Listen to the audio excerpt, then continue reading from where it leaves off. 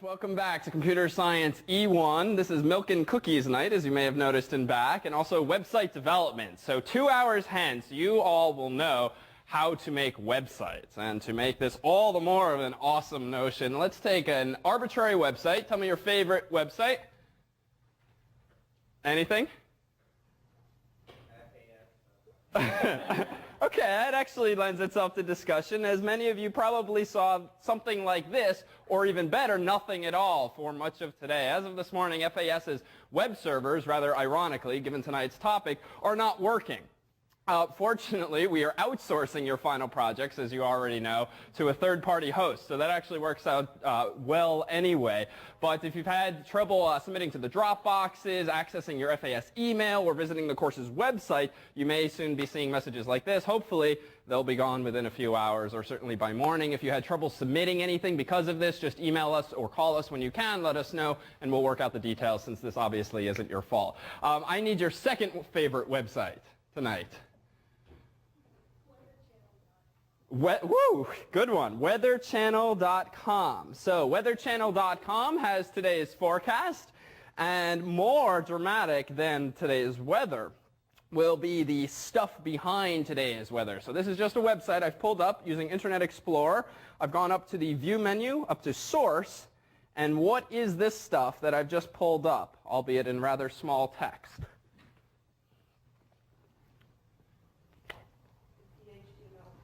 Yeah, so this is the source code, so to speak, underlying weatherchannel.com. HTML or XHTML are the languages in which web pages are written today. And you'll often see coupled with XML or XHTML or HTML a language called JavaScript, which you see some snippets of above here. You'll see a language called cascading style sheets, a language of sorts, which we'll also introduce tonight. And sometimes you'll see other types of technologies underlying a web page's design. The takeaway, though, for this introduction is that that front page that you yourself might pull up every day should not have this many blank lines in it. This perhaps could be our example of bad design, although let's see, we can scroll over. Yeah, no, it's not even over there. So by the end of tonight, you will be able to make things that look like this. All right? So if that's not already enticing enough, let's motivate this discussion with some questions. So a website, what is it? Sort of a deceptively simple question. What's a website? Yeah? A bunch of files that you download. All right, good. So it's a bunch of files that you download. That sounds awfully like my email. If I download, say, attachments from an email. So how's a website different from attachments, files that I might download from emails? Viewable by anybody.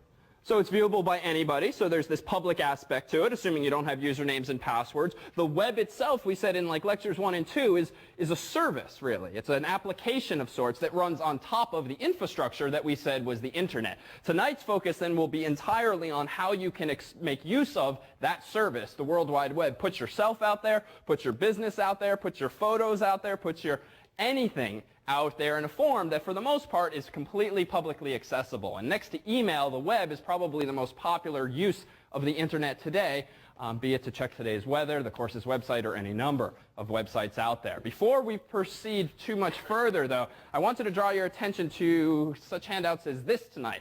So this is a photocopy of an article from Money Magazine. Sort of strange to be in a CS class getting photocopies of Money Magazine, but what they had in their most recent December issue was a little hand-holding article called Defend Your Virtual Home. And it's essentially a walkthrough of all the kinds of things you can do or should do with respect to your security and privacy on the internet, all of the things you shouldn't do or should not be able to do on the internet with regard to your security and privacy.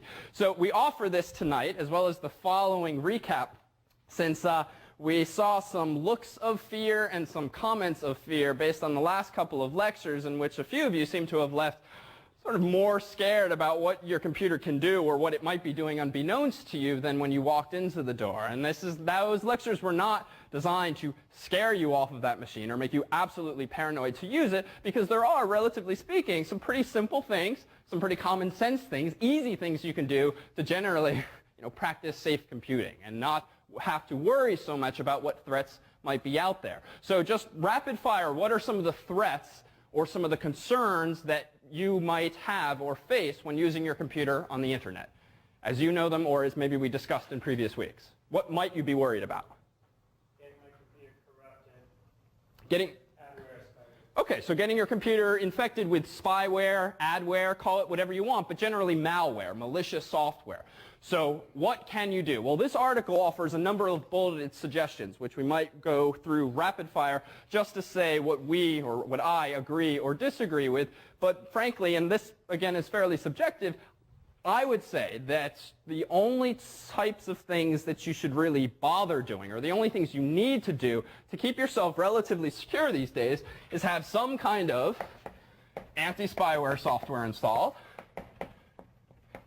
And I mean, personally, I use Spybot. Why? Because it's free, it's relatively easy, it's updated pretty frequently, and that's sort of enough for me. And spyware can do any number of things, most of which tend to be bad. All right, what about antivirus software, or antivirus/worm/spyware software? The words used to describe these packages these days are becoming sort of overly specific or underly specific insofar as they do so many things. So these shrink-wrap boxes that you might buy these days might not fall perfectly into these categories, but it's the spirit of the software that's important. What do I use personally for antivirus? AVG, which is the thing we link on the course's website. Why? It's free, it's easy, it's pretty often updated, and it certainly does the job presumably as well as some of the more commercial products. By contrast, Norton Antivirus is popular. McAfee Virus Scan is popular. Many of you might already have those on your computer because you bought it, or a lot of computers, Dell, IBM, sometimes ship with this software these days. The only reason I tend not to like the products that you tend to pay for is that they tend to do too much, and they try to do too much, and you get too many of these prompts. Even when we used Dawn's computer in class, there were a couple of pop-ups that were coming up, not from spyware, but from the anti-spyware software, and personally, it's a nuisance, I think, certainly for me or potentially for people. And the reason that you get these kinds of pop-ups is that software like that, typically that you pay for, tries to do too much, in that it tries to infer even more about what's going on in your computer, and therefore tends to err on the side of paranoia. But the downside, or the flip side, of course, is that if the computer thinks something bad might be going on but isn't sure, well, it punts, and it punts by giving you a pop-up and saying, I don't know if this is bad, it doesn't seem to be such a good thing, you now decide yes or no, do you want the action to proceed? Frankly, if you get too many of these false positives or prompts, they just tend to get in the way, I think, of actual good computing. And so that's why we, at least in the course, recommend these free solutions, which do enough and at relatively low cost to you in terms of nuisance. Other things you should do. What about these wireless routers that a lot of you have? What do you need to know or bear in mind when using these things in your home or office? So people could be hacking them and taking your information. Let's be more specific now. What does that mean, to be hacking them? Good. So the example we concluded with at the end of Lecture 9, when Dan brought up the laptop, was that packet sniffing example, where while I was speaking, he was sniffing some of the packets that my computer was sending, the result of which was he had a list, a veritable list of everything I had done in the past few minutes. And we pulled out a couple of examples of, I think, the websites that I had just happened to visit. That you are particularly vulnerable to wireless packet sniffing when you're using an access point that doesn't use any sort of security. So anytime you go to some internet cafe or some airport or some hotel, or frankly, you just haven't gotten around to paying for internet access in your apartment, and you see a list like this, not only with one access point, but with half a dozen, all of which might have good signal strength, realize, and we unfortunately only have one that's proximal, that one on the wall, but in your apartments and homes, you might see others. And certainly when you're traveling, you might see others. And ignoring for now the legality of tapping into someone else's paid-for internet connection, if you just arbitrarily connect to one of these access points, obtain via DHCP automatically an IP address through that access point via which you can access the internet through that person's connection, you have to beware that anyone else who is similarly connected to that access point, or even the owner of that access point, could be sniffing, logging, watching everything that goes through that access point. And you just have to bear that in mind. For the most part, that's probably not such a huge deal, right? If you're pulling up weather.com, you probably don't really care if someone else knows that, even if you might feel a little violated so far as privacy goes that someone is bothering to do that. But when it comes to sending instant messages or emails, then you want to be a little more careful. But fortunately, with email in particular, there exist protections here. When you check your email, depending on the server, you can sometimes visit your webmail, for instance, not via HTTP, but via, for instance, HTTPS. And you might be able to do this these days with Hotmail and or Gmail and or AOL Mail. It depends on these services whether or not they provide this feature. But if you see a URL beginning with HTTPS, be it a website for e-commerce or an email, webmail-based system, well, then you can trust that even if your transport layer is insecure, that is, your physical internet connection might be vulnerable to attack, well, it doesn't matter, and for all intents and purposes, if your connection from point A to B is itself encrypted. Alternatively, what can the owner of an access point do to provide some degree of protection for his own use of his own access point? Yeah, so you can turn on encryption for the access point itself, which means the connection between my laptop and the wireless antennas is secure. You have to bear in mind, especially if you're using someone else's internet connection, someone could be packet sniffing from the wire or anywhere else on the internet if they have physical access to that. But again, thinking pragmatically and realistically, is someone really in the middle of the internet going to care about what websites you're visiting or what instant messages you're sending?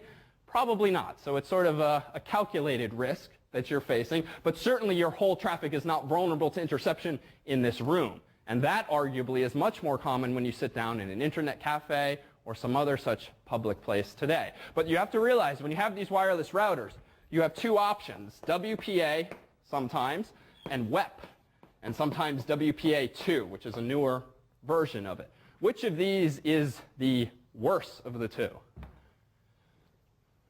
WEP, right? So it is fact that given enough minutes and the right software, one of these guys right now could be sitting here figuring out the WEP key to some local access point if it showed up in their neighborhood. Unfortunately, there are a lot of routers, sometimes the cheaper ones, though as technology progresses, this is becoming less of a problem, that only support WEP. And frankly, if you're worried about this in your home, worried about just neighbors being nosy and so forth, you might as well spend the additional $20 or $50 and choose a router that on the box specifically says it supports WPA. Since if you use a passphrase or a key that's long enough, right? If you use the key phrase 1, 2, 3, 4, even if you're using WPA, it doesn't take long for someone to figure that out. But if you use something that's 10 characters long or 20, bearing in mind, you don't have to remember this thing, right? Because you type it into your computer once and it remembers it, well, that's certainly a good and easy step for you to take. Well, turning our attention momentarily just to this article, you certainly read this at your leisure if you would like, but just to debunk or validate some of the suggestions they make on the very first page of text, which is page 122. So the fix, keep your computer up to date, is a suggestion that Money Magazine makes to you.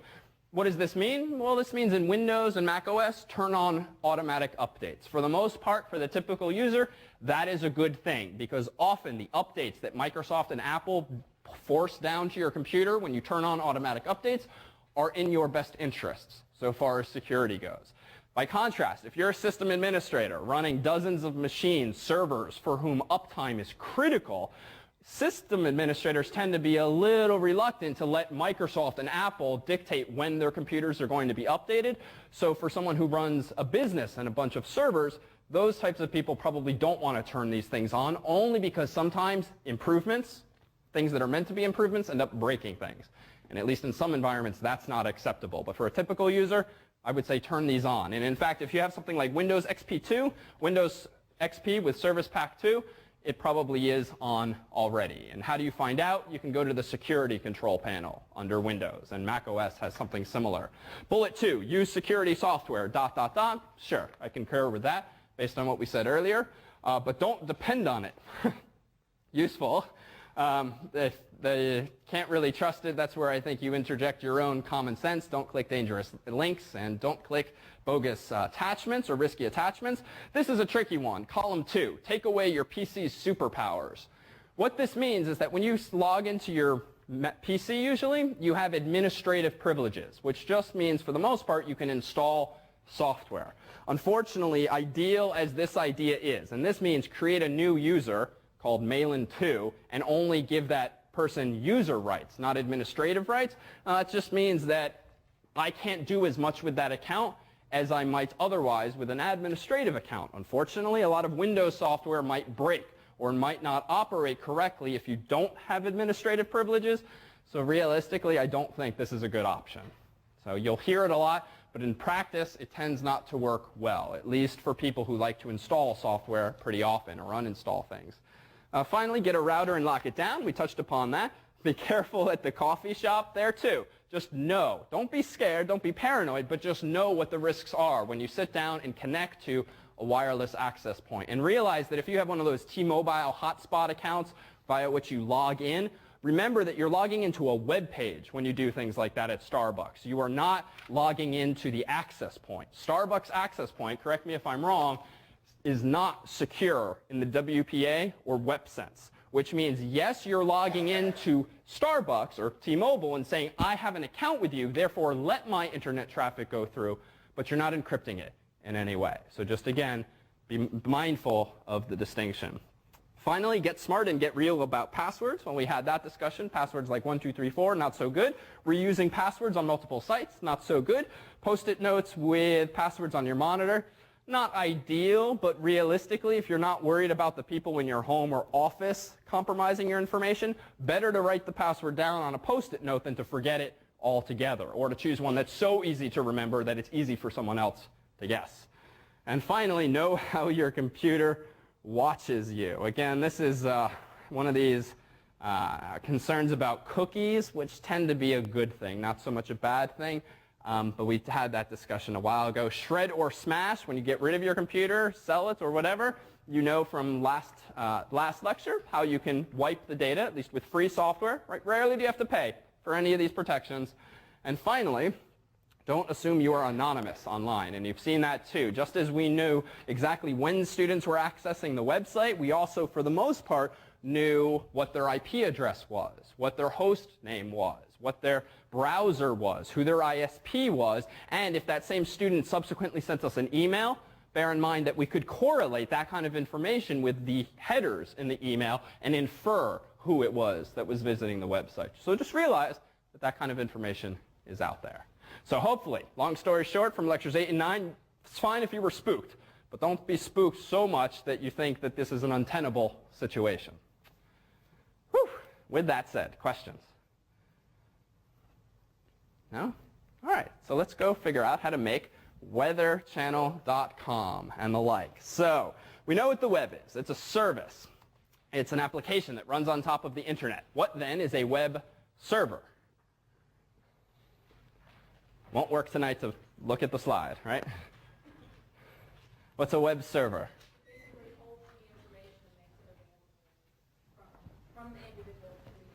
Good. So it's just a server that holds information in the form of files, and those files are served by this server, this web server, to users that visit it. The relationship that we'll be focusing on tonight is pretty much that between web browser, like Netscape, IE, Firefox, whatever, and web server. Popular incarnations of web servers, just so that you've heard it before, are something called IIS on Microsoft's platforms. So if you have a web server running on a PC, it's probably Microsoft's Internet Information Services software.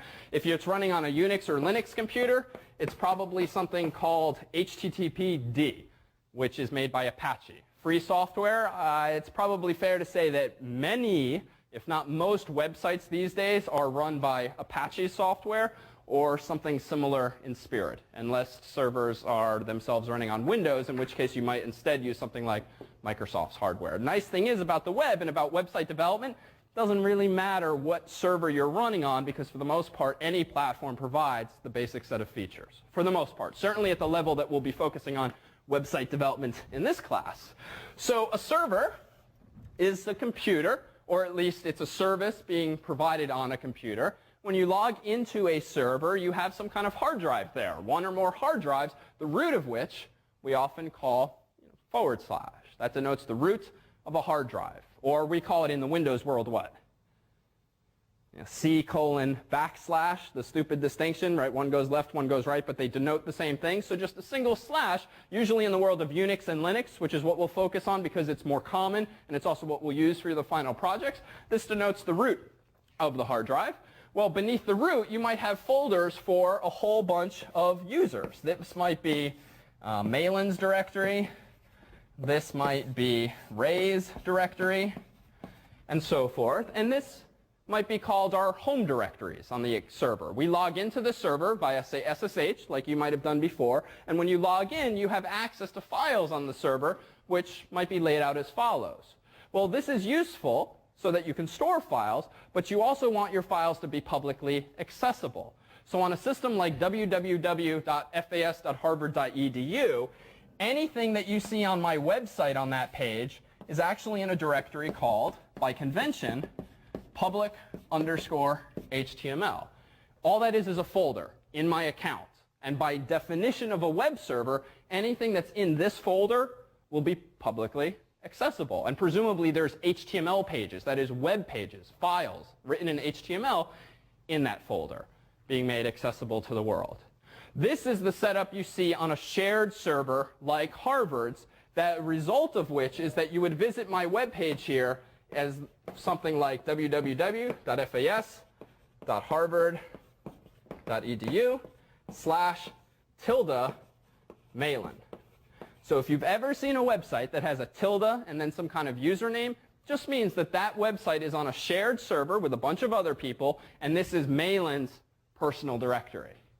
So that's all fine and good, and I would show you this if FAS were actually working, but we're going to outsource everything tonight, which is just as well, because this arguably is not the sexiest of URLs, right? Imagine telling people to visit me at www.fas.harvard.edu/tilde, MALAN. No one's ever going to visit, right? Even if it's just malin.com, it's questionable whether anyone will visit. But certainly this is not memorable and it's not sexy. And this is why in the final project this year, for the first time, have we migrated to this third-party hosting approach whereby each of you were invited to buy your own domain. And based on the final projects part 1 that have been coming in, most of you took that route rather than the FAS route, that you were certainly welcome to just work on the local system, though not today. Much more exciting, I think, this year than in past years is that you'll be able to and will be helped in setting up your own website on the web. And even though we saw in the final project proposals that some of you have sort of been wondering, okay, that might be all fine and good, but why? Who cares? It's certainly the case that more so than in years past is this question of how do I make a website becoming a much more common question. And fortunately, it's becoming a much easier question to answer. And so for those of you who are thinking, all right, this might be fun to make a website, but why would I ever want to keep running this website? Do realize, especially, ideally as an alum of this class, that if there comes a day where a buddy of yours says, hey, do you know how I can make a website or where I begin, you'll at least exit this class not only with savvy on other topics, but with an answer to that question. And with the experience of setting one up yourself, you'll find that one, it's not that hard. And two, even if it's a little self-indulgent to put a lot of photos of you and your friends and your trips on the web, even if no one ever visits it, I certainly feel and think personally there's this coolness factor with having mywebsite.com out there. And if nothing else, it should be a proud little moment for you to share with just some family and friends and say, hey, look at me. I'm on the internet. Could you even fathom me having done this a few months ago? And if we can make a few of you feel that way, then hopefully our job will be done well. So with that said, how does one go about making a website in the real world, right? This is all fine and good, and most of the setup that you'll do if you use your FAS accounts, which I'll refer you to the Teaching Fellows in section and workshop for what steps are different here. They're fundamentally the same, just some of the names of the directories and so forth will be different. Where do you begin? How do you set up a website? All right, well, fortunately, you can already answer the first question. How do you begin setting up a website? All right, this isn't that self-serving of us, right? There are other ways to answer that. So what's the first step in setting up a website? What do you obviously need to do? You need a domain name that's not taken. All right, how many of you found a domain name on the first try? Oh, that's pretty good, pretty good. I've sometimes spent hours on projects just trying to figure out a good name. How many of you spent more than just one try finding a name?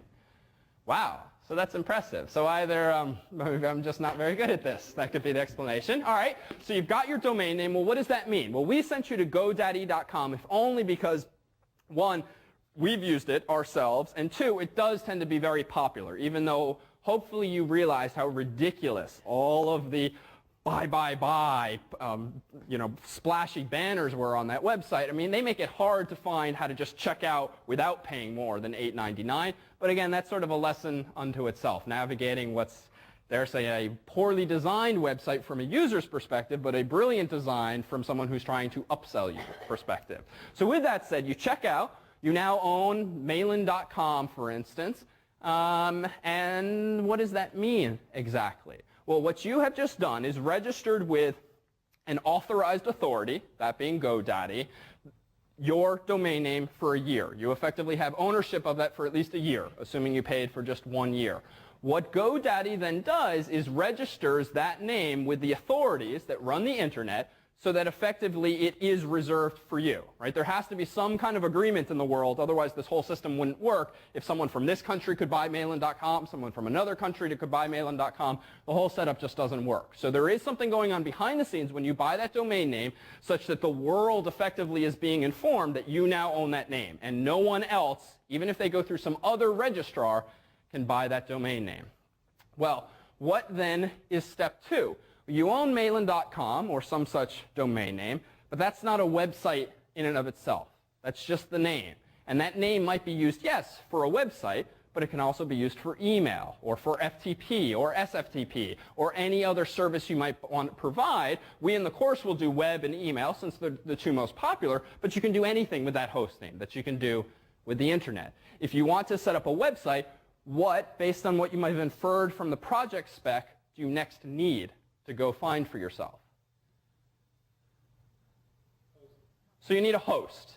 And this, in and of itself, is kind of an overwhelming thing, which we've tried to save you the headache of. If you Google the term web host, which is the common moniker given to people who give you the ability to map your domain name to a physical server like this so that you can actually post your content to the world, if we search for web host, frankly, it's just overwhelming. Like, where do you begin? This is just the first page of results. They'll go on forever. You might have seen that GoDaddy itself offers web hosts, and they might be fine.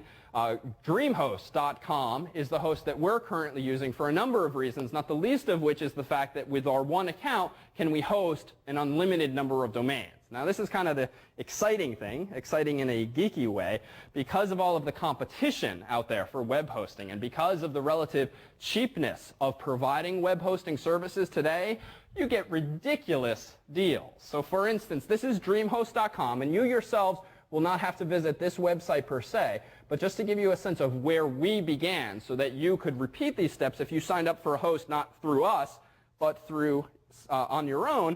We signed up for, I think, a 1 year or monthly plan, which I think we have the Code Monster plan, which, as you would see, is now cheaper than we're currently paying. That's wonderful. Just like that computer of mine.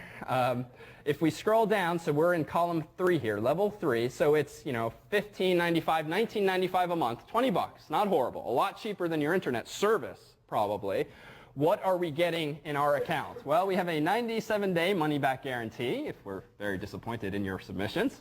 We have 24-hour, technical support, so forth, but what's more interesting?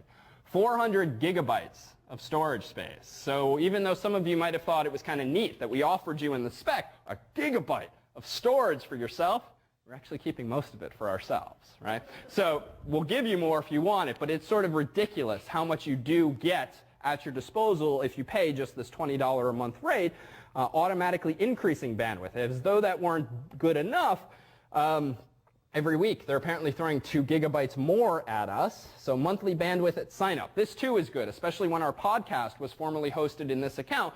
4 terabytes per month. A terabyte is how many gigabytes? 1,000 or 1024. And a gigabyte is how many megabytes? 1024. And a megabyte is how many bytes?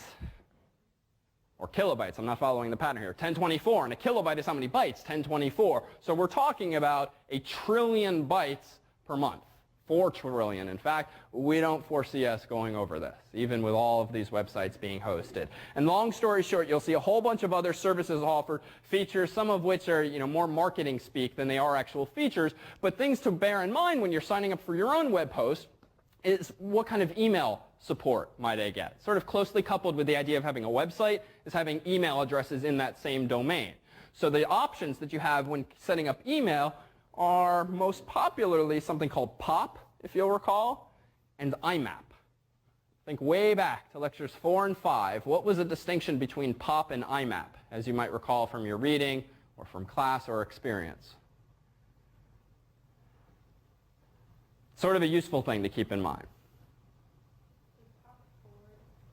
POP, it doesn't quite forward, but if you think of the acronym as implying that it pops mail off the server, it does do that. When you have a POP-based email account, david@mailin.com, what that means is when you check your mail is being copied from the server down to your local client, and then depending on how you've configured your email client, it's sometimes or always deleted from the server subsequently. The result of which is you have your email on your local computer now, but if you or one want to travel or check your email from home and work, if you subsequently try to access your email from your work computer, what will you see in your inbox? Nothing. And that in and of itself, especially as people become more transient in their internet usage, that in and of itself can certainly be a nuisance. My mom, for a while, only could get POP email access from her internet service provider, and this was just a common frustration, because if she'd go visit family sometimes out of state, she would then have no access to her email because it was on her local client. Oh, well, one obvious solution is don't let it delete from the server, right? Just leave everything on the server and on your client. What becomes problematic in that case? Sorry? Double. You have this inconsistency problem. Plus, it becomes annoying, if nothing else, that you have all these old emails sort of intermingled with emails you might still care about. 2, you won't get from a typical ISP these ridiculous amounts of storage. Yes, with your Gmail account. No, with your Comcast account. The result of which is that you'll be forced effectively to eventually start deleting emails and attachments, big emails and so forth, and that too can just be a nuisance.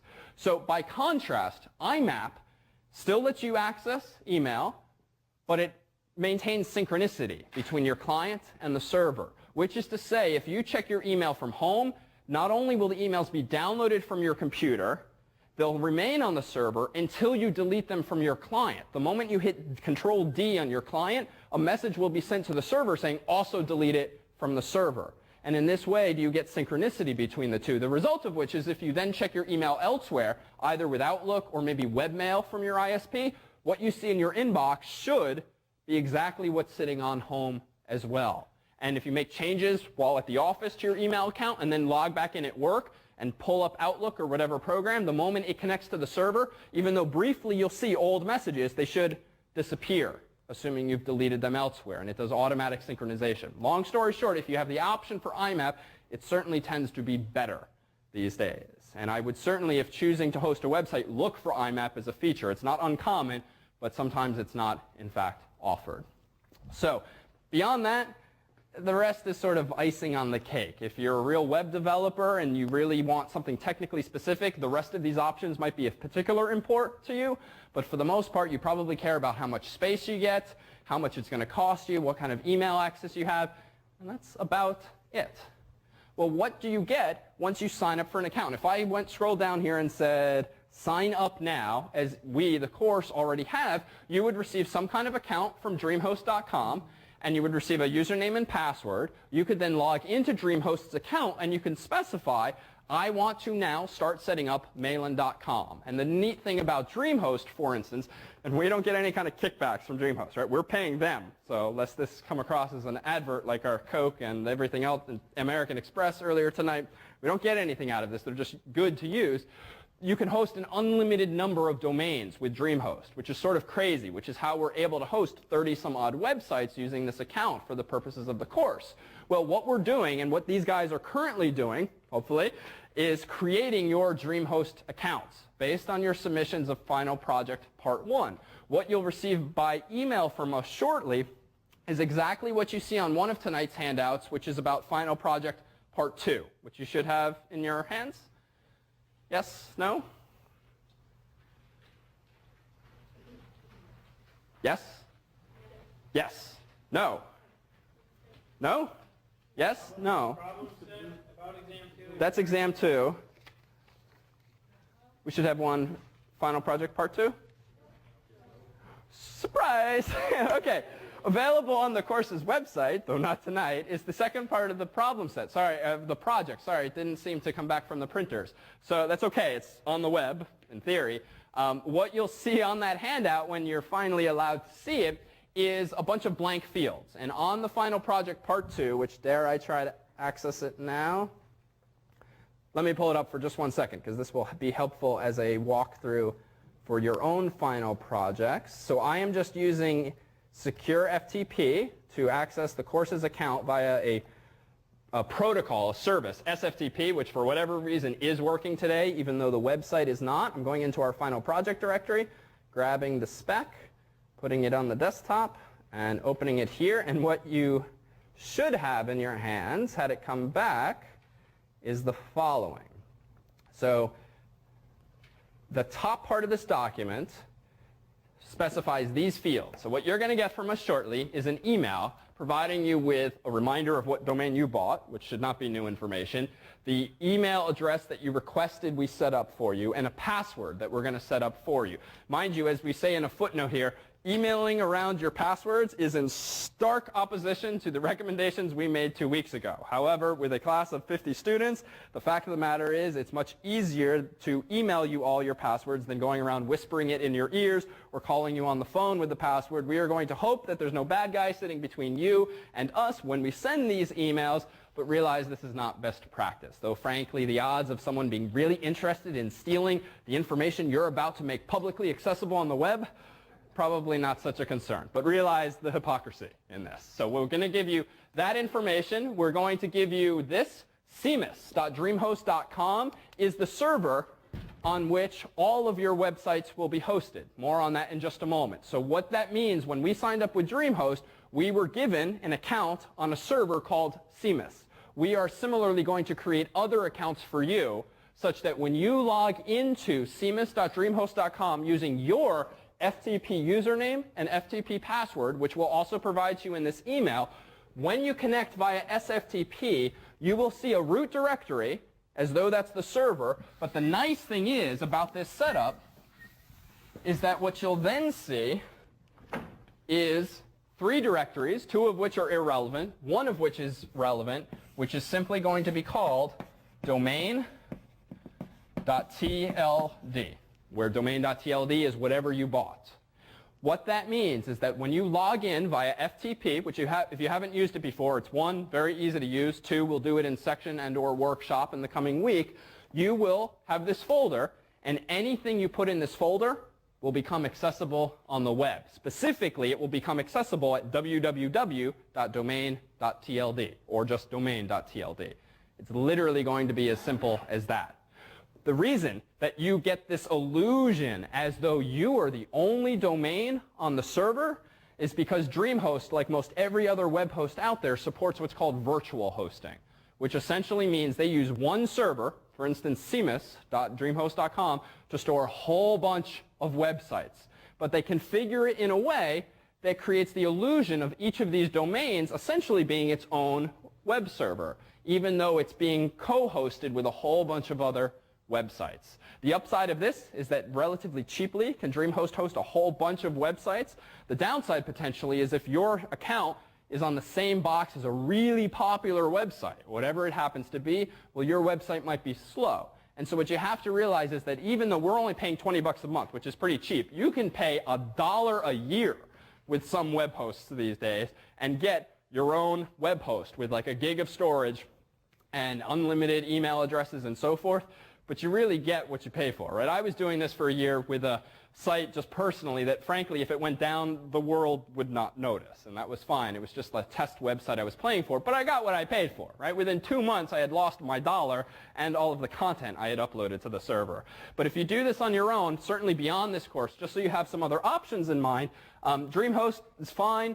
Other ones that personally I've used, if you want to keep them in mind, the hostgroup.com has been good to me. A very popular one is called pair.net, if I'm getting the domain name correctly. That's more of a high volume type website, way more than someone like an individual person might likely need.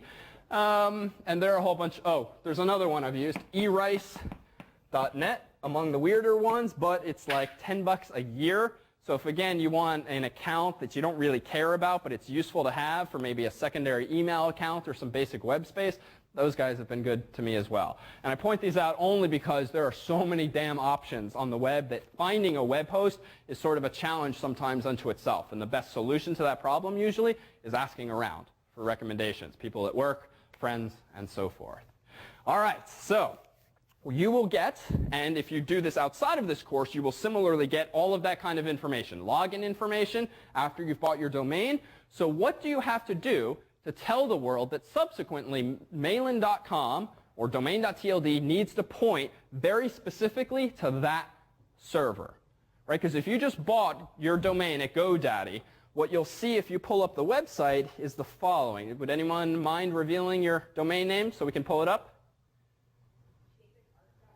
Okay. .com? So if you just bought your domain, and you might have done this already, you'll see a page like this. This means your domain is currently parked, quote unquote, at GoDaddy.com. That just means you don't really have a web hosting account with GoDaddy. They just by default have chosen to proclaim to the world that this domain is owned by someone and it's parked at GoDaddy. The alternative would just be to display an error message or nothing at all. This in and of itself is not particularly useful, except it's a wonderful ad now for GoDaddy services. So that's not useful, and we're not going to put our files on GoDaddy. Rather, we're going to put them on DreamHost. So what do you need to do at GoDaddy? Well, the only thing you'll need to do, and the Spec 2 will remind you of this process, and this too is exactly what you would do, not just for E1, not just for your final project, but for website development and hosting in general, is the following. You would log into whatever site you bought the domain name from. You're going to type your username or customer number, which I can't remember, so I wrote it on my laptop there. And I'm going to paste this in here. And I won't tell you our password, but I'm going to log in to GoDaddy.com. And again, the spec, which you'll soon have in your hands, will walk you through this. You'll go up to domains, my domains. And this, of course, will vary based on registrar. But frankly, there's little reason not to just keep using the same registrar with which you're already familiar. It's hard to beat $10 a year. You can, but it's not going to save you all that much. So mailin.com, unfortunately, was taken. But I did go out and get us mailinrouge.com. This, of course, is a pun. I was not so clever as to come up with this. An office mate of mine, when we were first choosing our desks 4 years ago, when I returned to grad school, plastered a sign over my desk saying, "This is Mailin Rouge's desk." So I thought we'd go with the domain name. And notice I splurged a little bit, right? I wasn't happy with just the .com. And for vanity's sake, or also just discussion's sake, officially, I also bought the .net and the .org. Maybe an easy question, but why? Yeah. Because that way, if somebody types in the wrong .net or .org instead of .com, it will get to you. But more importantly, if you're a business, your competitor won't make fun of you. Good. So one, if people mistakenly type the wrong one, at least you can map that to your own domain name.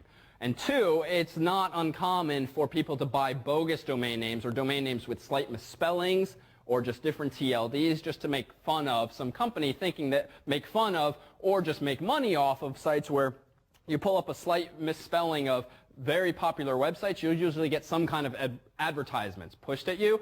If nothing else, this slightly discourages it, though frankly, given you saw at GoDaddy how many TLDs are available to you, you can very easily spend way more money than you should getting all the stupid TLDs that realistically no one's accidentally going to type mailinrouge.info, right? So I didn't go that far in this case.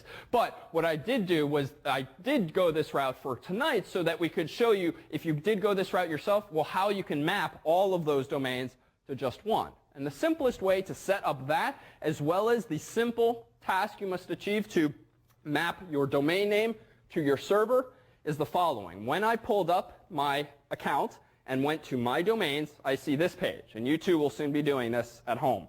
You will then simply click on the domain name that you want to modify. I'll go with the .com and make that my primary domain.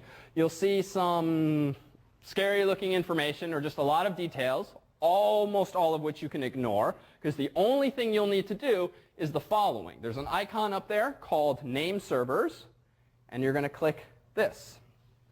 You're then going to see a form that looks like this, and the only thing you have to do henceforth at GoDaddy until you want to move your website elsewhere or renew your domain name is fill in these top 3 boxes.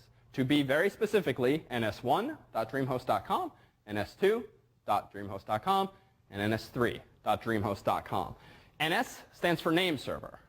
What this is doing is the following. It is informing the world the moment I click OK that, yeah, I bought MailinRouge.com from GoDaddy, but that's uninteresting. What it's telling the world is that henceforth any requests by some random internet user's laptop or desktop for MailinRouge.com should be referred to one of these servers at DreamHost.com.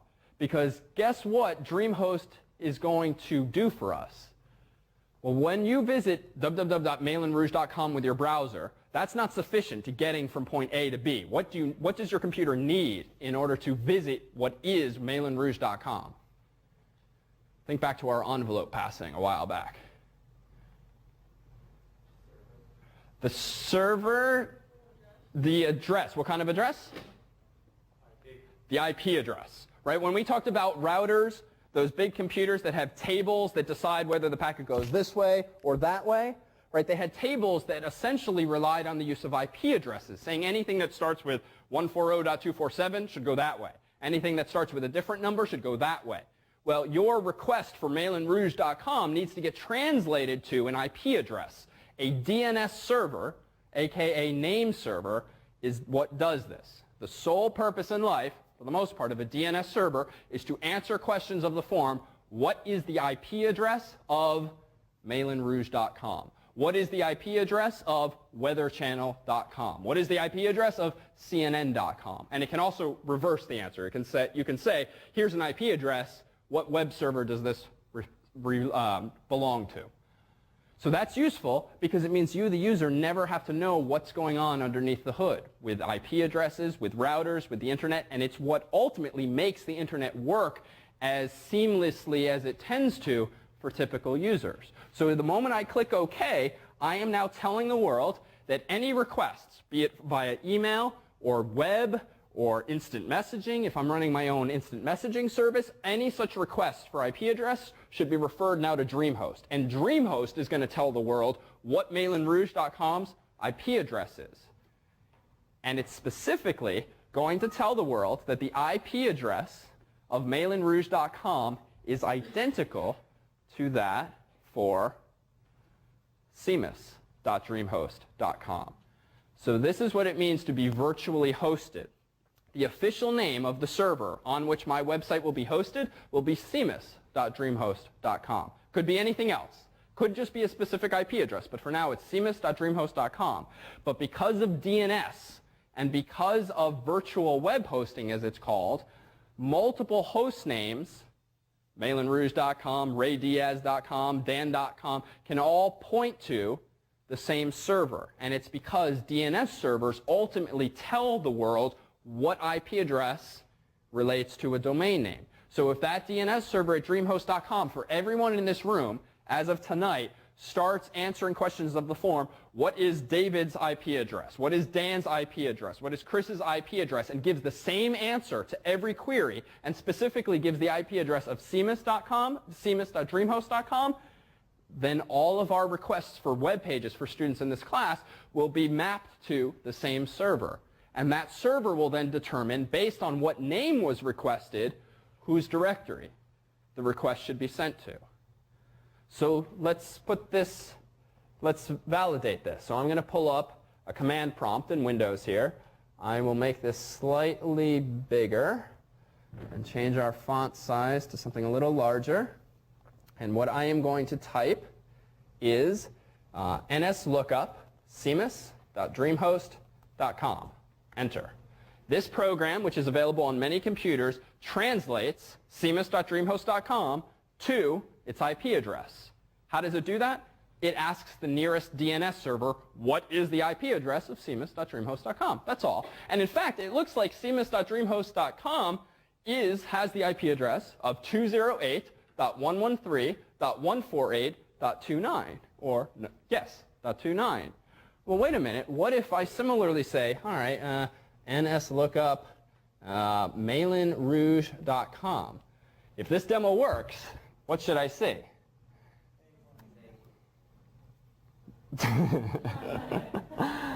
Okay, so why might this be? So let's extract a lesson from this. Servers, turns out, can sometimes have multiple IP addresses, which is exactly where we're going with this. So this is why, that's always great when that works. So this is perfectly okay, because even though my content will in fact be hosted on cmus.dreamhost.com, it's possible for a server to have multiple IP addresses that both physically refer to the same machine. What does that mean? It usually means they have 2 Ethernet cards. Sometimes for bandwidth reasons, sometimes for redundancy reasons. It depends. It could also mean that just like FAS allows you to access your files from multiple different login machines, it could just be that my files, even though DreamHost has been telling us to go to cmus.dreamhost.com, there might be other servers that provide me with access to my files. The short answer is it's unclear from what just happened which scenario it is, but when we do finally pull up malinrouge.com, it will be resolved to that IP address, which ultimately will map to, somehow or other, the files that I put onto cmus.dreamhost.com, and my website should come up. Well, let's confirm this. I am going to do the following. I'm going to, with our FTP program, which on the PC is SecureFX, I'm going to connect to cmus.dreamhost.com as Malin, and then with my password, which I can't tell you. And notice that what I have here is a layout that looks very similar to this. And I said there's 3 folders, but I said ignore the other 2. Well, there are the other 2. You'll have this too. One is called logs, one is called maildir. Maildir, as you might guess, is where your email is going to end up. But for tonight, we're just going to go into this directory. And it looks like there's 3 files in there. For now, let's ignore that. And let's instead open up a local copy. How do you make a website? Well, quite simply, I am going to open this file. And this will be a little teaser before we take break. Every web page you make in this class will start with this scary sequence of 3 lines. Okay, personally, I never remember how to type these lines, so I always copy and paste them from a previous file. So don't be daunted by this. And this is actually a little small. Let me very quickly make this a little larger for us. Let's make this, let's see how we do this. Document classes, HTML. What you will see, there we go.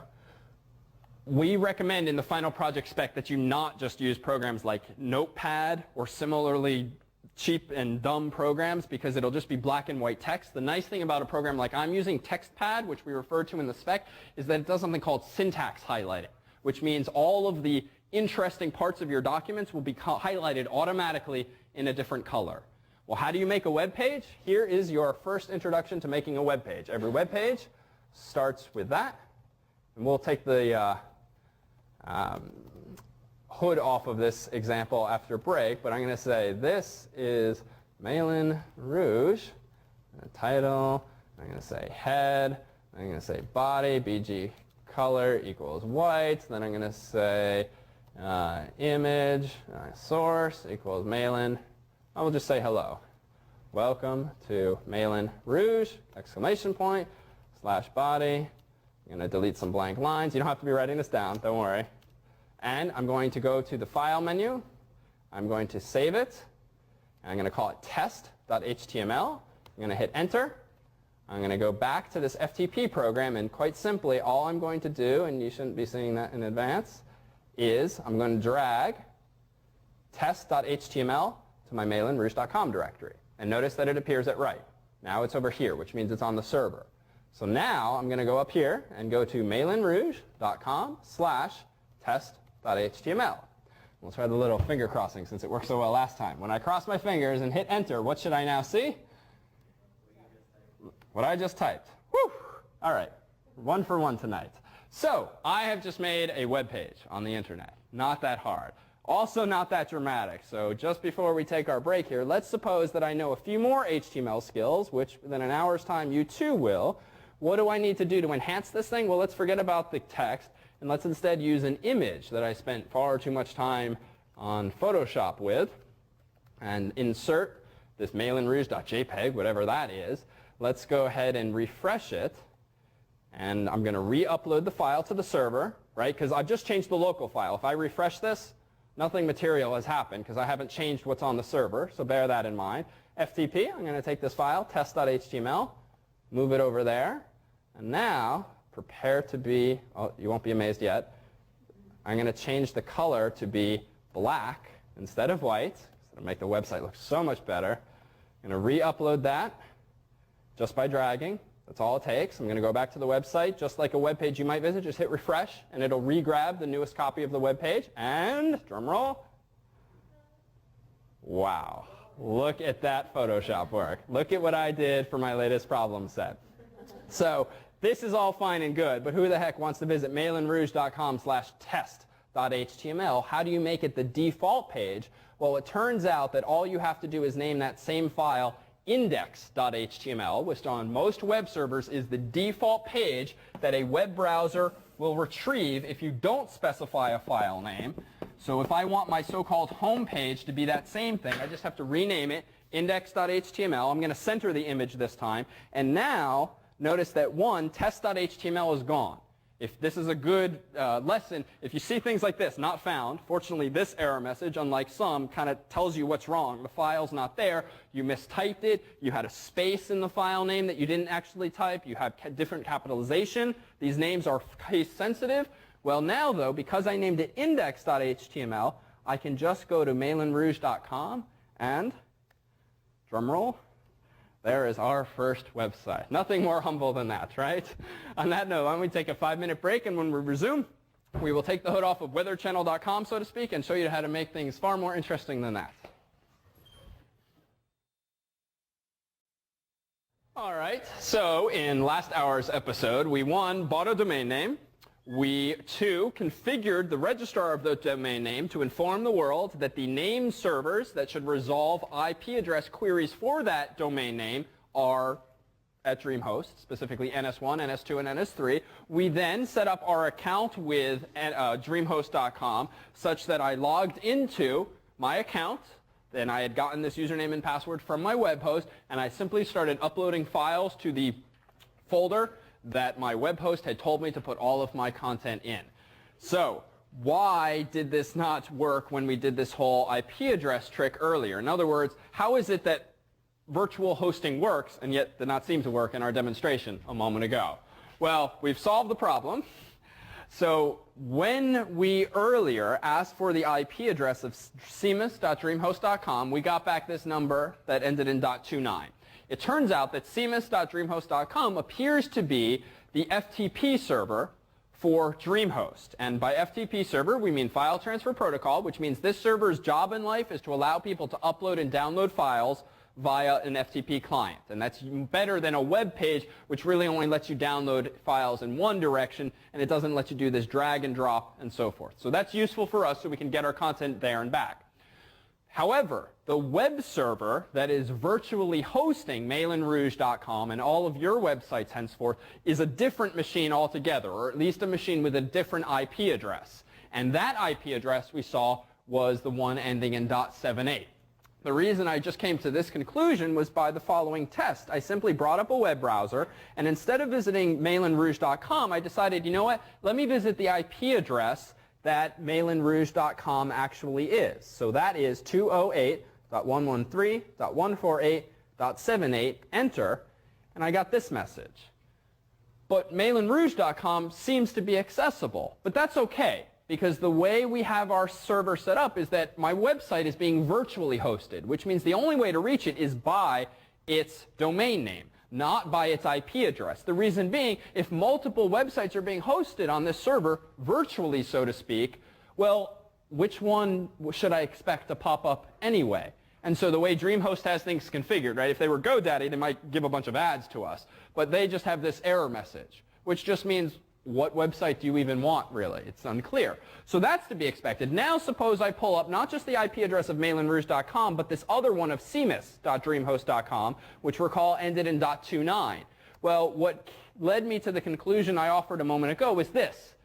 Nothing's happening, right? It looks like, and now it's just timing out. It's not doing anything, my browser, which seems to suggest that the IP address that belongs to cmis.dreamhost.com is not, in fact, a web server. If it were, that should work. We should at least get something back. So the hypothesis I'll offer is that cmis.dreamhost.com is an FTP server via which we and you will be able to upload and download your files, but only via which you'll be able to upload and download your files. To access your website, obviously, you'll visit yourdomainname.com, but your website physically is going to be hosted on a different machine, whose name we don't care about, because all of that happens behind the scenes seamlessly for you. But what is important to note is that even though cmis.dreamhost.com's IP address refers to one server, an FTP server, and the IP address that apparently refers to my website is a different number or maybe a different server, they both have access to the same hard drives or to the same storage space, because obviously otherwise this would not work. And this is a common practice, to be able to log into multiple machines via maybe different protocols or services, but still have access to the same content. And that's simply the way their system administrators have apparently set things up. Henceforth, it's not interesting to you what your IP address is, certainly when you're hosting a website, because the DNS servers take care of all of that for you. Neither you nor your visitors need to know. So how do you go about writing something? This is like a web page written in Photoshop, right? I haven't really done anything interesting here. I've just plastered a big graphic on my web page. How can I actually start doing things with text and links and mail to links and other sorts of things? Well, let's start at the beginning. Here's where we began, which was with this XHTML, which I just whipped up pretty quickly, right? Even I copy-paste the first 3 lines because I never remember them, and that's fine. In this class, we'll be writing XHTML, which stands for Extensible Hypertext Markup Language. Don't need to write that down because you don't need to repeat it, but it's also on your jargon sheets. But if you can remember it, great. But all it means is that XHTML is a markup language. And as that kind of implies, it's a language. It's not a programming language. You can't make software with it, but you can mark up content and make things look bold or big or small or blue or red, black or white, because you can mark up text. And you can include images and also sound and videos these days. And you do this by writing XHTML. As an aside, many websites, maybe most websites, are written in a looser, a less robust language called HTML, which just doesn't have some of the same constraints that we're imposing, but increasingly know that websites are beginning to be written more in XHTML because it is a superior language from the computer's perspective. So for now, just think that XHTML and HTML are pretty much the same, except with HTML, you get to cut a lot of corners, and a lot of corners that, frankly, sometimes result in web pages displaying content differently, because if you're being sort of lax with the rules, a browser has to make a decision as to what you meant, and sometimes Firefox, say, will think you meant something different than Internet Explorer meant. But even besides that, you'll see as you develop your projects, dealing with browser differences is a pain. It is a nightmare, a headache, and sadly, it hasn't gotten hugely better over the years, where Microsoft will decide to implement some feature in one way, and Firefox will interpret that feature in another way, the result of which is your web page looks different on different browsers, which means part of the development process, certainly for corporate sites or sites where you care about the user's experience, you end up developing them with Internet Explorer open in one window, Firefox in another, a Macintosh computer on the other to run Safari. It really is an involved process, but it's really just a quality assurance process. And usually it's easy to fix inconsistencies, but you have to beware that what looks right on your screen might not look right on someone else's screen. And that's important, certainly, for business sites. So what is all this stuff? Well, for now, just assume that the top few lines, 4 lines, of any XHTML document you write needs to look like that. And don't worry about what it is, just copy-paste it. The interesting stuff, and the stuff that you'll get to spend your time on, are these things. So what immediately jumps out at you at what I've written here? Describe it in sort of high-level terms. What's interesting about those several lines of code at the bottom? Everything I start, I end. Example? Title. I seem to have one instance of title and then another, but the second is slightly different. What's different? Close. We'll get the jargon, right? Forward slash. Right. Minor point. And maybe a religious debate more than an important debate. But forward slash, same word. So each of these things that begins with an open bracket, as we'll call it, and ends with a closed bracket is called a tag. So when you write XHTML or HTML, it's all about writing not only your content, like the actual words the user sees, but marking it up with tags. And tags are not data so much as they are what a CS person would call metadata, or semantic information, whereby it has meaning to the computer, but the user doesn't need to know that that tag is behind the scenes. So nothing in these open brackets and closed brackets actually should appear to the user unless you've made a typo, in which case it might actually appear erroneously. Any web page you write, besides starting with this crazy stuff, must start with open bracket, HTML, closed bracket. It is a paradox that when you write XHTML, you must start your document with HTML. So be it.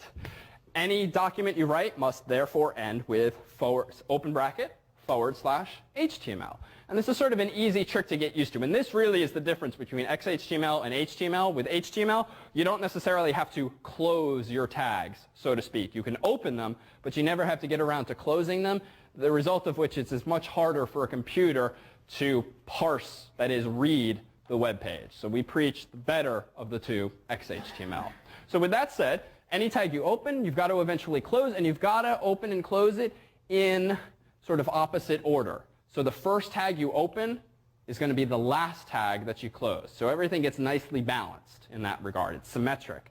The next tag you'll write after HTML is the head tag. And inside the head tag, so to speak, goes your title tag. And if you decide to write more advanced web pages that might have little scripts and programs written in JavaScript, sometimes in the head tag will you also have mini programs using another type of tag. But for now, know that you simply must have a title tag. Below that, we're all done, so we close the head tag, so to speak, and then we open the body tag. We type whatever our content is for the body of the web page. Recall that originally it was something like, welcome to Malin Rouge, I think, something like that. Close body, close HTML. Now we have a web page. The two things, therefore, that every web page must have is a head and a body. Where is this head appearing? Stuff in the head, specifically the title tag, appears where on your web page? Did you notice? The very top in the so-called title bar. So notice it has Malin Rouge, exclamation point. That's the title. And the only thing you would put in the title tag is the, oh, I see it's a different version here that I'm playing with. So let me, lest we wonder about the inconsistency. So the file that's on the server is this one, whose title is Malin Rouge, exclamation point, and that's what appears in the browser window. That's also what appears, notice, down here in the taskbar on, say, a Windows PC. That's all. The body is where all the juicy stuff really happens. So let's tease this apart. I'm going to restore it to where it was a moment ago. So our original web page was white, and I simply said, welcome to Malin Rouge. Let's go ahead and upload this thing to the server. Uploading is as simple as dragging and dropping, and we'll cover this in section and workshop if you are not so familiar. Let's refresh it. And here's the web page. Oh, that's not it. Let's upload index.html. It worked that time. And here we go. We're back to our very boring web page. So what can we begin to do to control the behavior of a web page? All right, well, I deleted some of the interesting stuff, but I left one remnant, BG color. So whereas the name of that tag is the body tag, tags in XHTML can also have what are called attributes. An attribute is simply something that modifies the behavior of the tag. So BG color, as you might guess, denotes what? Background color. What you'll notice in XHTML is there are lots of nicknames, really, for things because it's much quicker to type BG color than background color. So you just have to get used to some of these nicknames. BG color is an attribute, which means that it is something of the form name equals quote-unquote value. The name of the attribute just tells the browser what behavior modification it needs to impose, and the value specifies how it should control that behavior. Put into a much more accessible context, BG color equals quote-unquote white clearly means make the body of the web page have a background that is white. So to convince you of this distinction, what if we do, well, black? All right, this is not magical at all. I'm just going to go back to the files. I'm going to upload index.html again, open my browser, refresh. Well, now we have a web page with, interestingly, a little bit of hidden text that you only see if you highlight it, which is kind of stupid. So that's not a very good web page. Pick your favorite color. Let's make it a little sexier. OK, so funny thing about XHTML, it only understands a fixed number of colors in words. So rouge, how do we get that? Well, let's compromise for a moment and just say red. Get away with that, maybe. All right, well, let's go back to the file, upload this. Let me clean some of this up and get rid of this. Reload my web page. OK, now we have an ugly red web page. How can we make more precise color specifications? Well, you all had the opportunity for a recent problem set to play with Photoshop.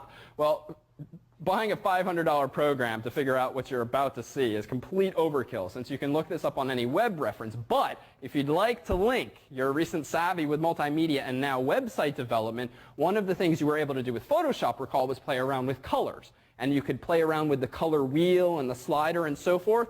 And one of the details that you probably overlooked at the time was the following. If you choose that color palette, I'm using lots of words here so we can get through the startup process.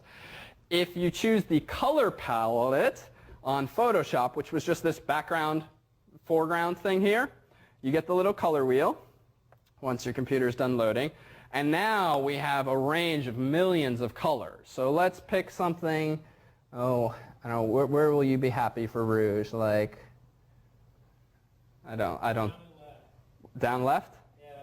Like there? All right. So rouge. Now, how do I get that color? I can't just write rouge as the BG color. But if you ever notice this thing down here, the pound sign, well, this is an example of a hexadecimal color code. Turns out you can write most any color, certainly that you'd care to write, in a sequence of codes. Started with a sharp sign, followed by number, number, number, number, number, number, where each of these values is any number from 0 to 9, or A through F.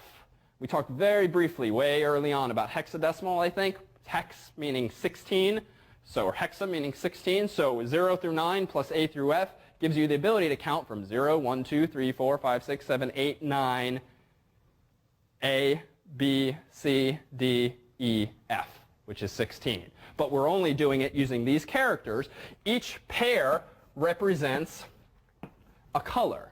Have you ever heard the acronym RGB? Yeah, so sort of from yesteryear. From school, you grew up with those crazy huge projectors that projected the earliest of big screen TVs, where you had a big red light and a big green light and a big blue light, RGB. Using those three colors, can you create a whole range of colors by mixing them effectively like you might paint? So similarly, can you specify colors in XHTML and in other contexts, like graphic design, using hexadecimal notation, where these two digits tell you how much red you want. These two digits tell you how much green you want. These two digits tell you how much blue you want. So if I just wanted red, I could choose the largest two values here, the smallest values for these other guys, which essentially means give me a lot of red, no green, and no blue.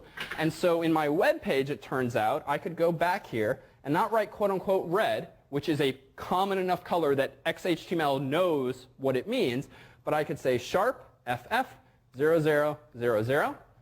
I can save it. I can upload the file again via index.html. I can refresh my web page, and what should I see? The same ugly web page, because FF0000 means the same thing as quote-unquote red. Well, now let's go to rouge. So that was the request. I'll go to Photoshop. And again, there are better ways to find this. Usually a lot of HTML books will have references in the back that tell you the codes you can type for various colors. And that's a neat trick. I'm going to copy this. And I'm going to go paste it into the web page. Again, it's got to be prefixed with the sharp sign. AA5961 is the value we chose. I'm going to re-upload that. And I'm going to refresh. And now we have a slightly less annoying web page to look at. So there you have it. You can choose it from any number of thousands of colors now using that idea, mixing the colors manually, or frankly, Google around on the web or use one of the recommended resources on the course website's resources page, though not tonight, and you will be able to just look these kinds of things up online. But for the most part, you can choose the numbers off the top, the words off the top of your head. So that's an attribute. It controls the behavior of a tag in a certain way. There's only certain attributes defined for certain tags. How do you know what tags have what attributes associated with them? Memory, really, or a reference book. So one of the things that you should realize about making web pages is that it's completely reasonable and expected, certainly for the course, to sit with an XHTML book by your side and just look things up. When you want to figure out a new trick, look it up. Not a big deal. And you do it enough times, you'll just remember it. Alternatively, there's no need to buy books. To learn XHTML, pull up any one of the websites that we recommend on the course's website, or just Google around for XHTML tutorial or XHTML reference. And there's so much free information, there's no need to have a book, but sometimes it's more convenient. So we do recommend in sets 1 and 2 an XHTML book that is a pretty good one. It's a useful, quick and dirty reference to have next to you. Well, let's do something more interesting than a web page like this. Let's make it white again, just for clarity's sake. Let us then restore power to the laptop. Let's change this back to white, and let's do something interesting with the body. So make a request of me, something reasonable that I can implement in XHTML. Not necessarily words. Let's do words for now. Well, no, I don't want to just type words, because I can do that pretty well. So tell me how to design something aesthetically. Simple. Sorry? Import a penguin? So like include a picture of a penguin on my webpage. Yeah, and you can write a haiku about it. Okay, you're setting the bar a little too high for me, I think. So I will use Google Images. This is a good exercise. Search for Google Images of a penguin. Okay, we'll go with the Linux penguin so that there's at least some relevance here, arguably. I'm going to choose that image. Come on. Okay, so now I have a penguin. Specifically, I have the URL of the penguin. So for discussion's sake, I'm simply going to copy that URL. I'm going to go back to my web page, and I'm going to say, all right, I want to have in this web page, one, I want to center everything. And to center something is, you might be pleased to realize, open bracket, center, close bracket. But remember to close it. And the good habit to get into, honestly, is whenever you write an open tag, write the close tag, and then move back into the middle of things so that you can continue writing. To include an image, as you might have noticed earlier, you simply say image. SRC for source equals, and then the URL of the image. I'm going to save it. I'm going to go back to the FTP program, upload that, go back to my home page, which is now far from its original design, and there's my web page. And you can know it's mine because, one, it says malinrouge.com up top, but two, it has a penguin now and not the Malin Rouge photoshopped logo. So that's all fine and good, but what if this guy who's hosting this website at unix-ag.org decides he doesn't like my using his bandwidth to make images in my web page? This is common practice to try to include content from someone else's server in your web page, and it's that easy. But realistically, so let's suppose for argument's sake that this gentleman is perfectly fine with me downloading this image, right? He hasn't claimed it as intellectual property. It's just something he found on the internet too, so it's not copyrighted in any sense. Well, you probably know how you can just right-click or control-click an image in Internet Explorer or Safari, and then just do Save Picture As. And I'm going to save it to my desktop as Penguin. And notice, what file format is it in? PNG. So that's okay. It's a PNG. Might be a JPEG, might be a GIF. It's a PNG, so I don't want to change the file extension. You can't just change something and expect it to convert. I'm just going to leave it alone. So now notice on my desktop I have penguin.png. So if I want to include this in my web page in a more legitimate sense, that is, now I'm hosting it and I'm not subject to what that other guy decides to do with his web server, all I have to do is upload that file to my website. Now I'm going to go back to my XHTML and say, you know what? This isn't at a URL. It's at a local reference, which is just penguin.jpg. Save it, re-upload, and what we've got next is the same exact, whoops, that's his website. No, we haven't changed his website. I refreshed my web page, same thing. But now the image is coming from my server. And this is worth bearing in mind because sometimes people will try copying other people's images URLs, especially from Google Images, including it in their own web page. But you can configure your web server in such a way that if someone tries to do that, that they just get a warning message or a broken link. Turns out this guy just hasn't configured his web server in that way. So the best way to do this is to save the images, copy them to your hard drive, then upload them to your own account, assuming that's legitimate for you to do so with that image. So not bad. I made a web page with a penguin. Give me something else with text this time. Yeah? Oh, I know. This isn't about text. I remember one time I got a link, and I put it on a website, and it actually gave me different images. Actually gave you different images. Yeah, than what I thought. So that's quite possible. How do you do that? The short answer is it depends. You can write a program to do that. You can configure your web server to do that.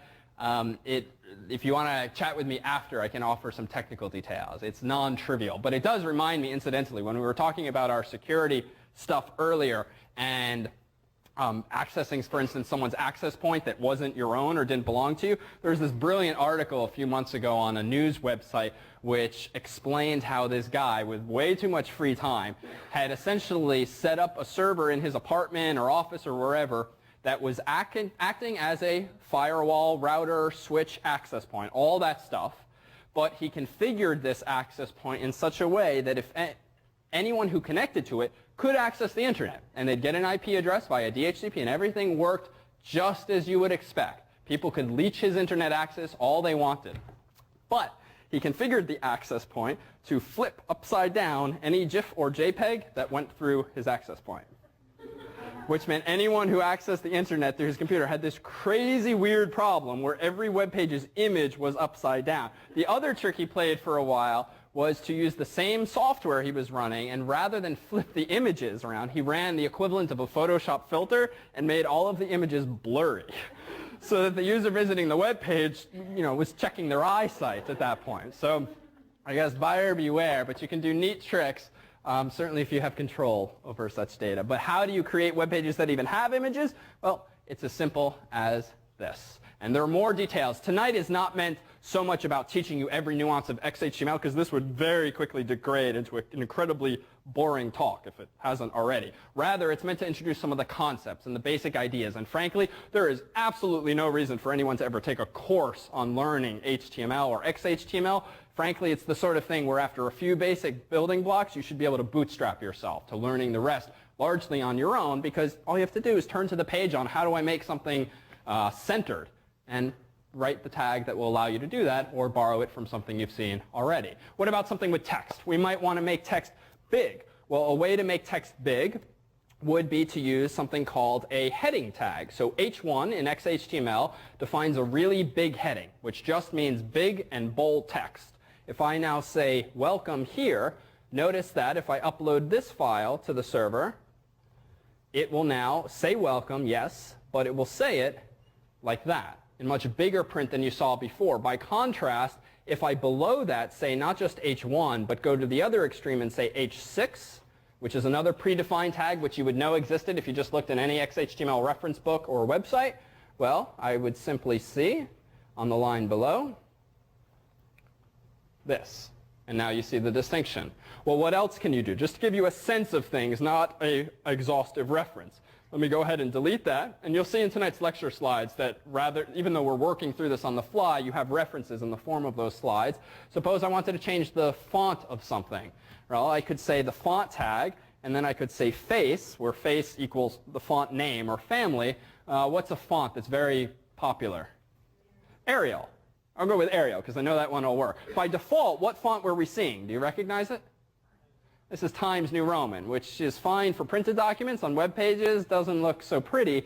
So let's say Arial, and now I'm going to say size equals, and unfortunately with the font tag, you can only say size equals 1 through 7. So I'm going to choose 6, and these are relative sizes. It's not point size, it's not pixels, it's relative sizes. So it's somewhat browser dependent here too.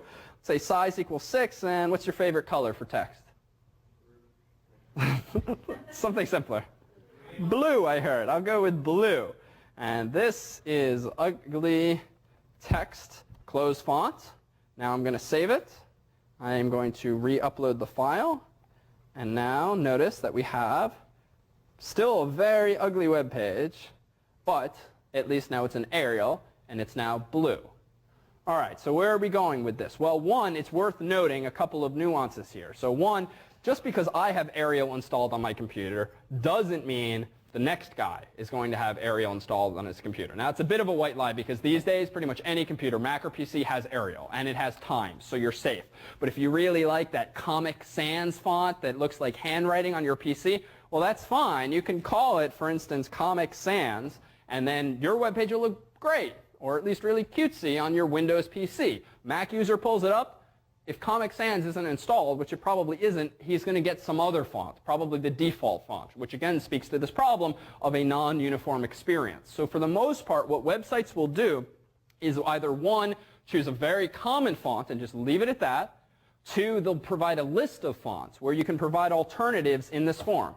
Separate them with commas, such that the browser, if it doesn't have one installed on its machine, it will try the next, and so forth. Or better yet, arguably, is sometimes to just describe the type of font that you want. Either a serif font, and that's a font that has little twiddles on the ends. It's nice and pretty and elegant, like Times New Roman. Or something that's sans serif, like Arial, which is just straight or curved lines with no little frills on the edges of the letters. So if I just say sans serif, I leave it to the browser, granted, to decide what font to use, but at least I know the style of the font. And if you look closely, for the most part, most websites use only a handful of fonts these days. Something like Arial is common. Something like Arial, another one that's common is Verdana on a Windows PC, and there's a couple of others, but for the most part, it's good practice to stick with something more generic, because then at least you know the website will look the same on multiple people's browsers. So looking at the slides for just a moment, just so that you have something to refer back to, this first example here is just a terribly simple example, pretty much where we began, but it just puts in writing the most basic, perhaps, of web pages. This one here adds the notion of attributes and values, so you can modify the behavior of your website's appearance. This one here starts to get a little more involved. So notice we've used the font tag, which we just used on the fly, but here's a neat new feature, right? Hypertext markup language, at the end of the day, is all about hypertext, which means links, URLs that you can click on, and so forth. So how do you do that? Well, suppose I want to have a website linked in my web page. Well, I could do this. This is ugly text, and I will say that leads to, and now I'm going to say open bracket, a href, for anchor, a hyperreference here. And my favorite web page will be http:// and you do need to include that in hyperlinks in the web page, even though you don't have to type it in a browser. weatherchannel.com, close quote, close bracket, and the weather channel. So I showed you this briefly, I think in the last lecture, where you have this distinction between what the hyperreference is and what the name of the link is. So notice what's in between the quotes is the URL the user is going to go to. What's in between the open tag and the close tag, the anchor tag, is what's going to appear on the web page. So if I save this and now upload this index.html, refresh my page, now notice I have a hyperlink in that same string of text. And if I hover over it, notice that the URL is weatherchannel.com, but the text is something completely different. So how, again, are those spammers and those phishers trying to get you to click on bogus links? Well, let's just suppose that I change this to a badguyswebsite.com. But you know what? I'm going to call it paypal.com. Well, what's the effect? Well, if we update the web page and refresh it in the browser, well, now it looks like I have a nice little link to paypal.com. But not quite. Right? So that's how phishing attacks tend to work, when you click on one URL thinking it's one thing, but it actually leads elsewhere. Well, you don't necessarily just have to make text lead somewhere. You can make images lead somewhere. For instance, the course's website, which I would be showing you, has banners up top. And in fact, we had some wonderful submissions for the multimedia problem set, which I wanted to show you, because if you click on the banner on the course's website, it'll flip through each of your submissions. I'll try this just for kicks to see if we even have a chance of seeing it. Oh, it came up this time. So if at home, I won't dwell on this now, but if you click this banner, you'll see each of your submission. We'll leave that one up there for now, just because it's the most startling when someone visits the website. It's not changing it for everyone, mind you. It's changing it just for you using cookies, remembering what you've seen before. What I'll invite you to do at home or at your leisure this week is do take a look also at the several mouse pad designs that were submitted. In next week's lecture, what we will do is have a vote as to which mousepad design you find to be your favorite, and then we will go to press with that, and your souvenir come term's end will be, I'll just pull up one just because it makes you smile. There's our winner, right? No bias here on our part.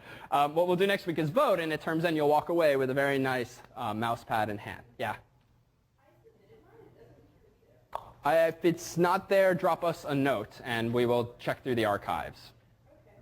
It might just mean that I overlooked it. So, with that said, back to the question at hand, how do you make links not only be based on text but on images? Well, so far we've seen that XHTML is all about just nesting things, right? You can nest tags within tags within tags so long as you keep things balanced at the end of the day and eventually close those tags. So if instead of saying paypal.com, I wanted a penguin to lead to CNN or to badguyswebsite.com, I could simply put what here? Yeah, image source equals penguin.png, and that's it. Oh, but this is interesting point to make. Notice that have I ever closed my image tag, now or before? No, and it's a little silly in this sense to do now this /image because nothing really conceptually should go in between these two tags, right? What would it mean to embed something inside of an image? It's either there or it's not. It's not like it can start being there. You can put something in the middle and then have the rest of it appear elsewhere. So some tags like this, they conceptually don't really lend themselves to the notion of starting and stopping, but rather they're more atomic ideas. Put something here. Well, you can do this to close it, yes, and you must. Oh, sorry, that's completely wrong. IMG. You must close it to be what, as we've said, consistent with XHTML. Every tag that's open must be closed, but there's a trick, a shortcut. Anytime you have a link that doesn't need to have anything inside of it, you can simply put your / at the very end of the same tag. And we'll see an example of this again in just a moment. So if I now save this, upload this to the website, refresh, now I have, this is ugly text that leads to this penguin, which in turn leads to a bad guy's website. Notice the blue border around it. That's sort of the mark of a bad web designer. There are attributes you will learn when you start playing around yourself. Border equals quote unquote 0. We'll get rid of that ugly blue border around the image. We'll go ahead and upload this, refresh, and now the border's gone, but still a link that I can click on and be whisked away to a site that apparently you could have bought, doesn't yet exist. What else can we do here? Well, notice that I've been trying to keep things nice and neat. I've been tabbing and spacing so that everything sort of flows inward and then back outward. Completely unnecessary. You could write a web page that is just as accurate and functional even if you got rid of all of that and left it as this. Let me save this, re-upload it, index.html, refresh. Web page is the same. Well, wait a minute. Suppose that I don't want the penguin there. I want it rather below the text, because this already looks, pretty ugly, right? Tonight is ultimately about how to make really ugly web pages, right? We leave it to you to make better looking web pages using the same tools that we're providing you with. So what can we do to fix this? All right, well, let's go back to the original condition, just because that's confusing. Let's say border equals 0. That's where we left off. Well, I am simply going to do this. All right, here's the start of the image. I want to put it below the text, so let's just do that. All right, just like you would in Microsoft Word. Put the image down below. All right, let's upload it again and reload. Uh-oh. Why is that? Well, all right, didn't go down enough spaces. They don't like that idea, Eric. Okay. What else? Good. You have to tell it. You have to break somehow. So everything we've done thus far is sort of like an implicit instruction to the browser. Put the body here. Put the title here. Make this bold. Make this blue. We never really said put a line break here. That is to say, XHTML ignores white space. Any white space you have beyond one individual space is ignored, which means if you want to put white space, carriage returns, new lines, and so forth, you have to explicitly say as much by saying something like, put a line break here, or equivalently, put a line break here. Those tags are equivalent, but it's sort of silly to write it this way, so I would get into the habit of writing these atomic elements just as one entity like that, with the forward slash right at the tail end. And now I'm going to clean this up, because if you now know that white space is irrelevant, the only reason I've had this white space thus far is just for human readability. It quickly becomes a nightmare to read and update your web pages if you yourself can't read the code. So we get into the habit, and we certainly preach the habit, of so-called pretty printing. Pretty printing simply meaning keep things human readable, but not in a way that helps the computer. It helps you, the developer. So I'm just going to move this over. I'm going to keep things nicely indented. I'm going to now move the link in here. This has no material effect, but it does become a little more manageable for me to maintain. Save this, upload it back to the server, reload, and now we have it below. Again, still ugly, but at least we're getting there. How do I get multiple line breaks? Well, what might you think? Now let's put a bunch of them. All right, that's going to keep putting it down. Break, break, break, break, break, presumably. And in fact, it does. And so that's the idea. Again, the concepts are important here, not the design qualities that we're preaching thus far. Well, this is getting annoying, having to upload the file all the time, every time I make the slightest of changes. Turns out you don't need to do that. The beauty of having a browser on your computer is that you can visit not only URLs, but also files. Well, it turns out that if I put the image in the same directory as the HTML page, just by dragging it there, notice that now my URL is not malinrouge.com. Notice it's C:\/ whatever the path is to the folder in which my file is. If I refresh this, notice that now I can just edit this on the client side. And this is a neat trick too, because as you develop your final project, especially if you don't want the world seeing your work before it's completed, if only out of embarrassment, you can develop everything on your local computer without internet access, assuming you don't want to download images and so forth. Do it all in a folder, and then when you're ready, upload it en masse. Same result is achieved. Well, what else can you do when developing web pages? Well, it's actually useful that the web pages we've been developing with just XHTML are turning out pretty ugly, because XHTML only takes you, it's all right, we don't need that. XHTML only takes you so far aesthetically, but very commonly used today in the design of websites is something called cascading style sheets. And this, too, is something that you'll be introduced to largely by way of bootstrapping. We'll give you the building blocks, but really then refer you to like any online reference or a textbook or to this week's sections and workshops where you can learn more. But cascading style sheets lets you really fine-tune the aesthetics of your web page, right? We said a moment ago the font tag only supports 1 through 7. That's sort of lame. What does 1 through 7 mean if it's up to the browser? If you want to exercise precise control, you can use things like CSS, which, just to give you a sense of it through this example, using the div tag, for instance, you can create what are called divisions in your page. Think of these as just chunks of your page, blocks of your page that you want to do something to. Doesn't mean to draw a line or a physical division. It just means create a conceptual division. And in this tag, notice that we have a style attribute. One way via which you can use cascading style sheets or cascading style sheet examples in your website is just to say style equals quote unquote, and then anything you put in that value can be cascading style sheets, and that further refines the aesthetics of your web page. And this too, this already should look a little weird, because now it looks like the value of an attribute is, yes, something in quotes, but notice there's a whole bunch of things now in quotes, separated by what character?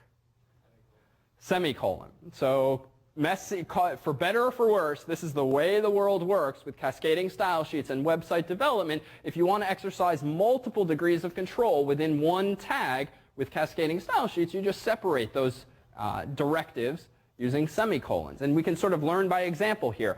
If this text here, let's say it says hello world, well, this text is going to be aligned in the center. You'll see already that there are multiple ways to do things when designing websites. You can just say open bracket center, text, close bracket, center, Or you can do it in this way with cascading style sheets. The color of the text is obviously going to be blue. The font family is going to be sans serif. And the font size, and this becomes a useful trick, is 36 point. You know what 36 point is, and ergo the browser will render it at a fixed size, not at some arbitrary font size equals 7, for instance. So that's useful too. You can do other tricks. Much of what's on the course's website is the result of cascading style sheets. So typically when you visit, every time I smile when I see this one, when you visit a web page, usually a very basic web page for years had hyperlinks that were always what color? Blue. And if you clicked on them once, they'd become purple. And links were usually underlined with a blue line. Well, that's all fine and good, but it doesn't really lend itself to the sexiest of websites or the prettiest of websites. So among the ways you can control the behavior of links is with cascading style sheets. For instance, every link on the course's website is designed certainly not to be that blue Times New Roman font with a blue line under it. Rather, we're using something that's sans serif, that is red, but with no underline. But what happens when you hover over one of the links in the course's website? It underlines then to sort of draw your attention to the fact that it's a link. If we visit something like the Not Dumb Questions site, this too has links, but if you hover over these, they similarly become blue and they become underlined there. Cascading style sheets are a wonderful thing, and this is just a snippet, a sneak preview of what you can do with cascading style sheets. We'll defer more of it to the section that's devoted to enhancing your websites with cascading style sheets, or to any number of online resources, a couple of which we link to in the resources page. But for now, just think of it as a way of exercising more aesthetic control over your website.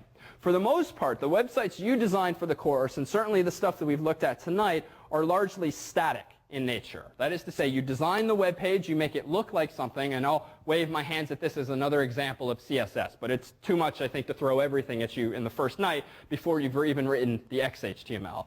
Well, most of the stuff we've looked at is in the form of static content. You make a web page, and it looks the same every time you pull it up. Well, many websites these days, certainly the ones we visit the most commonly, like Amazon and Google, they're ever changing. And certainly for all of the billions of web pages that Google has indexed, there is not some guy writing an XHTML web page that, gives you a link to the first 10 results, and another guy who wrote the page for the results 11 through 20, and another guy who wrote the results for 21 through 30. All of that stuff, needless to say, is automatically generated. And just so that you've heard some of the jargon, among the technologies that these bigger websites are using, none of them are hard, and they just require a bit more savvy than you can introduce, certainly in just one lecture's time. Server-side includes look like this. Again, I'll wave my hand at it for now, but this is something you can return to with your final projects if you're so inclined. Allow you to output things dynamically like the current time, or the user's IP address, or other such things that the server would know. DHTML. This is the combined use of something called JavaScript, a language, programming language, with XHTML and CSS, cascading style sheets, that creates those websites that have more interactivity, things you can drag and drop. And any website that's a little sexier than the more static ones you've seen often uses the combination of these technologies. Something called Ajax is related. And again, this is something that might recur if you continue in your progression of studying of programming and so forth. CGI is the name given to a technology that allows you to generate web pages dynamically, often on Unix or Linux computers. The course's website uses CGI to dynamically generate the lectures page and the section page. We rarely edit XHTML ourselves on the website. We edit a configuration file, type some commands, and bam, the website changes itself to save us the time of having to write XHTML manually. On Microsoft platforms, you have things like ASPs. On Java platforms, you have JSPs, and there are other such dynamic technologies. We will return to more of what you can do with your final project as the course progresses. Let us make one quick announcement about this weekend's and this week's workshop and section. If Eugenia wouldn't mind coming down for just a second. Hello. So tonight and Saturday's sections are on XHTML. So basically you'll be working on actually making a web page. And then this Saturday's workshop is an introduction to digital video editing. So any of you movie makers out there, we look forward to seeing you. Excellent. So tonight, again, to be clear, was meant to introduce some of the concepts and some of the basic building blocks of website development and where you're going with your project. It's through these sections and workshops and also on your own over the next 2 months where you'll get an opportunity to really dive in deep, look something up online, ask questions of us, figure out how do I do this. But one of the best ways to learn, to be honest, about how to write web pages is to just look at the source code of other people's web pages. If you see something you like, not to copy it per se, but to look at how they implemented it and to learn from others. And that, frankly, is certainly how I learned this stuff early on. Someone gave me a 1-hour crash course on HTML, and I went off and learned the rest on my own just by asking questions and poking around. So you have many months to work on this. We'll return to it over time, but until then, we will see you next week.